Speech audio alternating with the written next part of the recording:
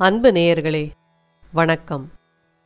பாரத தேச மக்கள் எல்லோருடைய மனதையும் முழுவதும் கவர்ந்து நிலை பெற்றிருக்கும் தேச காவியங்களில் முதலிடம் பெறுவது இராமாயணம்தான். மனிதன் தன்னுடைய நடத்தையால் தெய்வீகத் தன்மையை அடைவது மட்டுமே வாழ்க்கையின் குறிக்கோள் என்பதை உலகுக்கெல்லாம் உணர்த்துவதுதான் இந்த இராமாயணம். மற்றவர்களுக்காக வாழ்ந்தவன் ராமன். இந்த ராமனுடைய அவதாரத்தை, அவன் பிறந்த தினத்தை கொண்டாடுவதைத்தான் நாம் ராமநவமி என்று சொல்கிறோம். இந்த வருடம் இந்த ராமநவமி நன்னாள் நாளை 21/4/2021 புதன்கிழமை உலகெங்கிலும் மிக விசேஷமாக கொண்டாடப்பட இருக்கின்றது. சித்திரை மாதம் வளர்பிறை நவமி திதியில் பிறந்தவர் ராமர். அதைத்தான் நாம் ராமநவமி என்று விழாவாக கொண்டாடுகின்றோம். சில வருடம் இந்த ராமநவமி பங்குனி மாதத்திலும் அமைவது உண்டு. இந்த நாளில் நாம் யோகங்கள் நிறைந்த ராமருடைய ஜாதகத்தை பூஜை அறையிலே வைத்து விரதமிருந்து வணங்கினால் நோய்கள் நீங்கும், குடும்ப ஒற்றுமை அதிகரிக்கும். அதேபோல் ஸ்ரீராமர் அவதரித்த தினமான இன்று ஸ்ரீராம ஜெயம் எழுதி பிரார்த்தனை செய்தால் குழப்பங்கள் யாவும் தீரும் என்பது ஐதீகம். ஸ்ரீராமரை நம்பினோர் கைவிடப்படார் என்ற சத்தியமான வரியை மிகவும் அழகாக உணர்த்துகிறது இந்த சம்பவம். ராமர் 14 ஆண்டு காலம் வனவாசம் முடிந்து அயோத்திக்கு திரும்பியதும் ஸ்ரீ சீதாராம பட்டாபிஷேக வைபவம் மிகவும் கோலாகலமாக வசிஷ்டருடைய தலைமையில் நடந்து கொண்டிருந்தது. இந்த பட்டாபிஷேகத்தின் ஒரு பகுதியாக தானங்கள் வழங்கப்பட்டு கொண்டிருந்தன. தானங்களில் திலதானம் என்று ஒரு வகை உண்டு. எள்ளை தானமாக கொடுப்பார்கள், அதுதான் திலதானம் என்று சொல்வார்கள். விவரமறிந்த எந்த ஒரு வேத பண்டிதரும் என்னதான் தாங்கள் வறுமையில் வாழ்ந்திருந்தாலும் திலதானத்தை வாங்க மாட்டார்கள். ஆகையால் அங்கே பட்டாபிஷேக வைபவத்தின் பொழுது திலதானத்தை வாங்க யாருமே வரவில்லை. வசிஷ்டருடைய ஆலோசனைப்படி இந்த திலதானத்தை வாங்க யார் முன் வருகிறார்களோ அவர்களுக்கு ஒரு தங்கக்கட்டி பரிசாக வழங்கப்படும் என்று அறிவித்தனர். இந்த அறிவிப்பு வெளியானாலும் கூட யாருமே இந்த திலதானத்தை வாங்குவதற்கு முன்வரவே இல்லை. அந்த காலத்தில் அயோத்தி நாட்டின் எல்லையிலே சிங்கார முனிவர் தன்னுடைய மனைவியுடன் வாழ்ந்து வந்தார். தவத்தில் சிறந்தவரான அவர் வறுமையில் வாடிக்கொண்டிருந்தார். வசிஷ்ட மகரிஷியால் அறிவிக்கப்பட்ட இந்த திலதானத்தை வாங்கிக் கொள்ளும் பரிசினை அறிந்து கொண்ட சிங்கார முனிவருடைய மனைவி தன்னுடைய கணவனிடத்திலே இதை தெரிவித்தாள். இதை கேட்டு அதிர்ந்து போன சிங்கார முனிவர், இதை எப்படி நாம் செய்ய முடியும்? நான் செய்தால் நான் இத்தனை நாள் மேற்கொண்ட தவமானது என்னை விட்டு நீங்கிவிடும், என்னுடைய தேஜஸும் என்னை விட்டு நீங்கிவிடும். இது எவ்வளவு பெரிய மகா பாவம், இதை என்னால் செய்ய முடியாது என்று தெரிவித்தார். உடனே சிங்கார முனிவரின் மனைவி, தாங்கள் ஏன் பயப்படுகிறீர்கள்?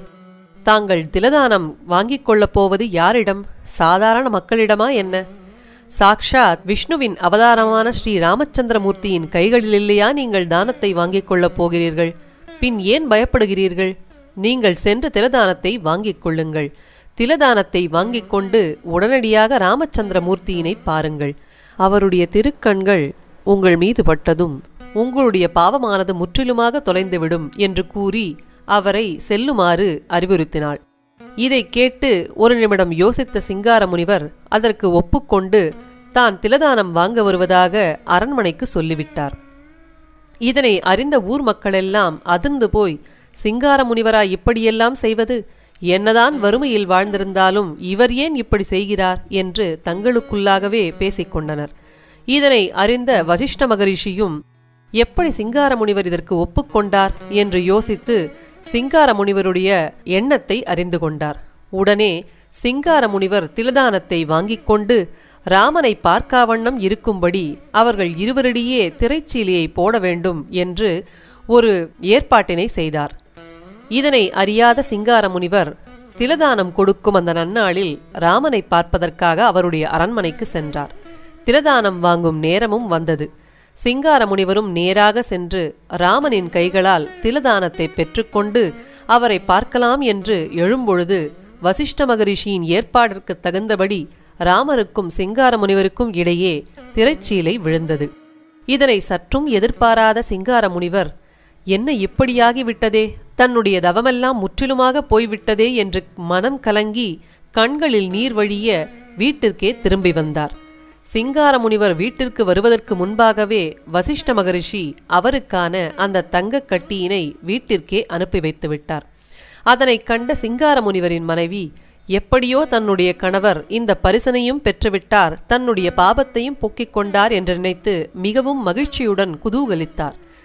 சிறிது நேரத்தில் கண்களில் நீர்வழிய வந்த சிங்கார முனிவரை கண்டதும் அவருடைய மனைவி ஒரு கணம் திகைத்து என்ன நடந்தது என்று கேட்டாள். அரண்மனையில் நடந்த அத்தனை விஷயத்தையும் கூறிய சிங்கார முனிவர், உன்னால்தான் என்னுடைய தவமும் தேஜஸும் போனது என்று கூறி மனைவியிடம் புலம்பினார். உடனே இதை கேட்ட மனைவி சிறிது சுதாரித்துவிட்டு, தாங்கள் ஏன் கவலைப்படுகிறீர்கள்? பட்டாபிஷேக நிறைவு நன்னாளில் ஸ்ரீராமர் இந்த ஊரைச் சுற்றி நகர்வலம் வருவார். அப்பொழுது தாங்கள் அந்த மரத்தினடியிலே சென்று ராமச்சந்திரமூர்த்தி நம்முடைய குடிசைக்கு அருகில் வரும்பொழுது தாங்கள் சென்று அவரிடம் ஆசி பெறுங்கள், அத்துடன் உங்களுடைய பாபமெல்லாம் போய்விடும் என்று அறிவுரை கூறினாள். அதை ஏற்றுக்கொண்ட மாமுனிவரும் அன்று முதல் உணவு உண்ணாது பட்டினியாக இருந்தார். அந்த நன்னாளும் வந்தது. ஸ்ரீராமச்சந்திரமூர்த்தி முனிவரின் குடிசைக்கு அருகில் வந்ததுமே முனிவர் தன்னுடைய மனைவி சொன்னது போல் ஸ்ரீராமரை சந்தித்து ஆசிகளை வேண்டருளினார். உடனே ராமச்சந்திரமூர்த்தியும் அந்த முனிவருக்கு ஆசிகளை வழங்கி, இன்றுடன் தங்களுடைய பாவங்களெல்லாம் நீங்கிவிட்டது, இனி நீங்கள் நன்றாக வாழலாம் என்று சொல்லி ஆசிகளை வழங்கினார்.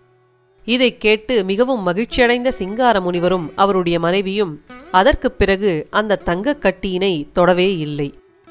இந்த விஷயத்தை ஸ்ரீ தியாகராஜ சுவாமிகள் களல நேர்ச்சன என்னும் பாடலில் மிக அழகாக குறிப்பிடுகின்றார்.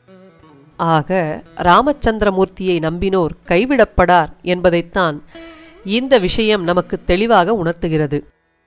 இப்பேற்பட்ட இந்த ராமர் அவதரித்த அந்த தினத்தில் ஸ்ரீ ராமஜெயம் எழுதி பிரார்த்தனை செய்யுங்கள். அருகில் உள்ள ராமர் கோயிலுக்கு சென்று வழிபாடு நடத்துங்கள்.